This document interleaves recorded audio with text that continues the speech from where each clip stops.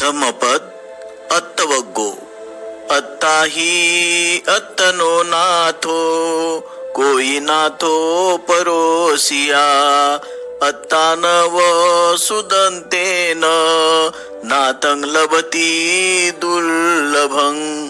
आपणच आपले स्वामी आहोत, दुसरा कोण स्वामी असणार? स्वतःचे उत्तम दमन केल्याने दुर्लभ असा स्वामी प्राप्त होतो. अर्थकथा. एक भिक्षुणी दीक्षा मिळण्यापूर्वी गरोदर राहिली आणि तिने एका मुलाला जन्म दिला. राजाने त्याला दत्तक घेतले. वयात आल्यावर तो मुलगा भिक्षू झाला आणि त्याने अरहंतपद मिळवले. आई झालेली भिक्षुणी आपल्या मुलावरचे प्रेम सोडू शकली नाही.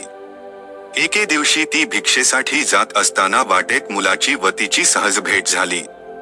ती प्रेमाने त्याच्याजवळ गेली, पण मुलाने त्या प्रेमाला प्रतिसाद दिला नाही.